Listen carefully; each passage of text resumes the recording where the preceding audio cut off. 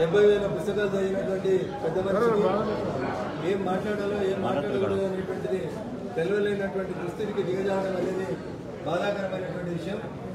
రాజ్యాంగం మీద ప్రమాణం చేసి ఈ రాష్ట్రానికి ముఖ్యమంత్రిగా ఉన్నటువంటి పెద్ద మనిషి ఆయన మాట్లాడినటువంటి భాష సభ్య సమాజం సిగ్గుతో తల వంచుకునేలా ఉంది. ఒక ముఖ్యమంత్రి ఒక ప్రధానమంత్రిని పట్టుకొని మాట్లాడినటువంటి మాటలు నిజంగా కూడా ఆయన చెప్పినాడు కదా, భారతదేశంలో ఉన్నటువంటి యువత ఆలోచించాలి. నేను సిద్దిపేట గడ్డ మీద నుంచి తెలంగాణ ప్రజానికానికి అప్పీల్ చేస్తా ఉన్నా. గౌరవ ముఖ్యమంత్రి గారు ఈ దేశ ప్రధానిని ఉద్దేశించి మాట్లాడినటువంటి భాష పూర్తిగా అభ్యంతరకరం. సభ్య సమాజం దీని పట్ల నిరసన తెలియజేయాలని చెప్పి ప్రజలకి యువతకి ముఖ్యంగా నేను విజ్ఞప్తి చేస్తా ఉన్నా. భారతీయ జనతా పార్టీకి సంబంధించినటువంటి ఏ సంఘం మాట్లాడినా, ఏ నాయకుడు మాట్లాడినా, రిజర్వేషన్ల గురించి మాట్లాడినా, రాజ్యాంగంలో మార్పులు చేర్పుల గురించి మాట్లాడితే ఇంత ఎగిరేటువంటి సూడో ఇంటలెక్చువల్స్ లారా, కాంగ్రెస్ కమ్యూనిస్ట్ నాయకులారా ఈ రోజు మొత్తం రాజ్యాంగాన్ని రద్దు చేసి కొత్త రాజ్యాంగాన్ని రాయాలంటున్నటువంటి కేసీఆర్ గారి పట్ల మీ అభిప్రాయాన్ని తెలియజేయాల్సిందిగా ప్రజలకి బహిరంగంగా విజ్ఞప్తి చేస్తా ఉన్నాం.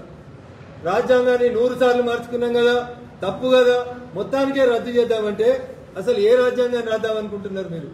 భారత రాజ్యాంగం మీద బిఆర్ అంబేద్కర్ గారు రాసినటువంటి రాజ్యాంగం మీద మీకు విశ్వాసం లేకపోతే ఆర్టికల్ 3 ఎక్కడిది?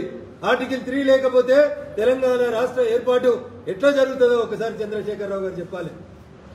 మళ్ళీ చెప్తా ఉన్నా, ముఖ్యమంత్రి గారు సిద్ధాంతపరంగా నీకు విస్తరించాలని ఉంటే, ఇతర రాష్ట్రాలకు పోవాలనుంటే, ప్రధానమంత్రి కావాలనుకుంటే ప్రజలను మెప్పించాలి, ఓట్లు వేయించుకోవాలి. కానీ బూతు సంస్కృతిని భావి తరాలకు అందించాలనేటువంటి నీ సంస్కారానికి తెలంగాణ సమాజం సిగ్గుతో తలదించుకుంటుందని చెప్పి ఈ సందర్భంగా తెలియజేస్తూ, భారత రాజ్యాంగాన్ని ఒక్క కేసీఆర్ కాదు 100 మంది కేసీఆర్లు వచ్చినా భారత రాజ్యాంగ మౌలిక స్వరూపాన్ని ఒక్క అక్షరం కూడా మార్చలేరని చెప్పి ఈ సందర్భంగా తెలియజేస్తా ఉన్నాం. నువ్వు ఒక్కడివే ఏదో చేద్దామని అనుకుంటే నీ పైన న్యాయ వ్యవస్థ ఉంటుంది. నిన్న నువ్వు ప్రస్తావించి నేనేదో మాట్లాడినా, సుప్రీంకోర్టు చీఫ్ జస్టిస్ తోటి మాట్లాడినా, నెలలేదో జడ్జిమెంట్ వస్తుందని మాట్లాడినావు కదా, అదే సుప్రీంకోర్టు చీఫ్ జస్టిస్ గారు నువ్వు రాజ్యాంగం మార్చకుండా అడ్డుపడతారనేది నీకు తెలియదా అని చెప్పి ఈ సందర్భంగా నేను కేసీఆర్ గారిని అడుగుతున్నా. అసలు దేని మీద మీకు విశ్వాసం ఉంది? ప్రజల మీద విశ్వాసం ఉండదు, ప్రజల చేత ఎన్నుకోబడిన పార్టీల మీద విశ్వాసం ఉండదు, రాజ్యాంగం మీద విశ్వాసం ఉండదు, వ్యవస్థల మీద విశ్వాసం ఉండదు. నెలకో మాట పొద్దుగాలో మాట మాట్లాడతాడు. ఇదే ముఖ్యమంత్రి గారు దేశంలో ప్రధానమంత్రి తెచ్చినటువంటి వ్యవసాయ చట్టాల సందర్భంగా కొంతమంది అవాకులు చెవాకులు పెడితే ఒకరోజు మీడియా మిత్రులకు గుర్తు చేస్తా ఉన్నా, ప్రగతి భవన్ లో ప్రెస్ మీట్ పెట్టి చెప్తాడు, ఈ దేశ ప్రధానిని గౌరవించలేని వాడు ఈ దేశ ప్రధానమంత్రి గురించి తప్పుడు ఎవడన్నా మాట్లాడితే, అయ్యా డీజీపీ మహేందర్ రెడ్డి యాడున్నావు, వెంటనే వాళ్ళ మీద కేసులు పెట్టి బొక్కలేయమని మాట్లాడిండు. ఇదే ముఖ్యమంత్రి అదే ప్రగతి భవన్ నుంచి మాట్లాడిండు. ఇలా నేను డీజీపీ మహేందర్ రెడ్డి గారిని అడుగుతున్నా, నిజంగా మీరు ఐపీసీని ఈ రాష్ట్రంలో ఇంప్లిమెంట్ చేయాలనుకుంటే భారత రాజ్యాంగాన్ని రద్దు చేయమన్నటువంటి ముఖ్యమంత్రి మీద దేశద్రోహం కేసు పెట్టాలా పెట్టకూడదా?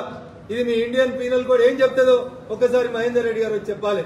అందుకనే మేము పోలీసు వాళ్ళని గౌరవిస్తూనే పోలీస్ మిత్రులను ఒకసారి అడుగుతా ఉన్నాం, ఇండియన్ పీనల్ కోడ్ ముందు అందరూ సమానం అవునా కాదా ఒక్కసారి మాట్లాడుంది, ఒక్కసారి ఆలోచించుండ్రి, కేసులు పెట్టుండ్రి.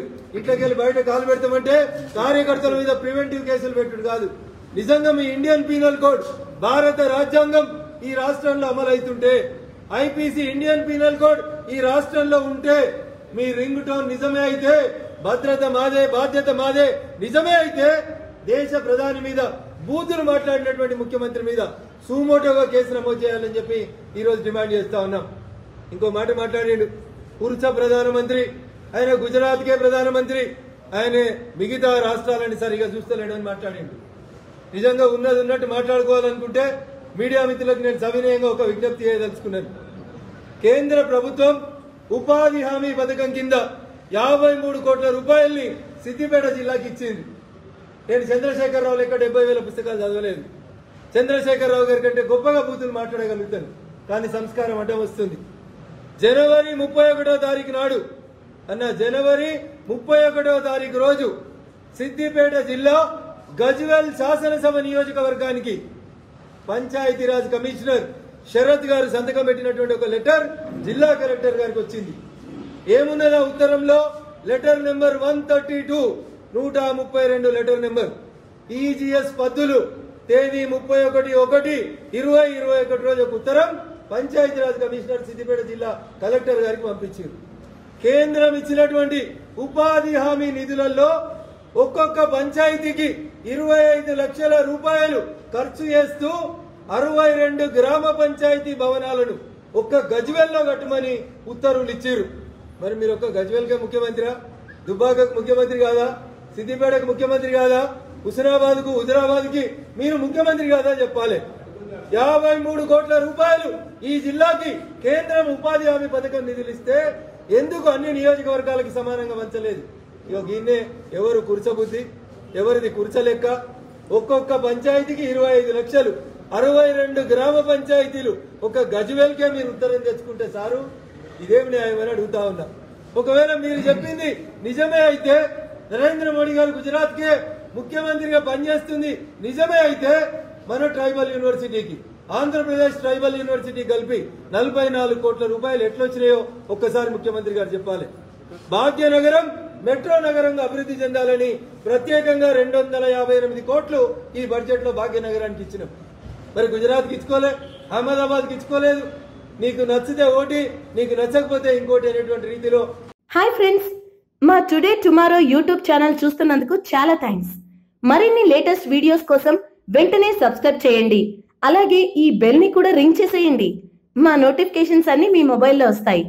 అలాగే మా వీడియోస్ మీకు నచ్చితే లైక్ చేయండి, షేర్ చేయండి, నచ్చకపోతే కామెంట్ చేయండి.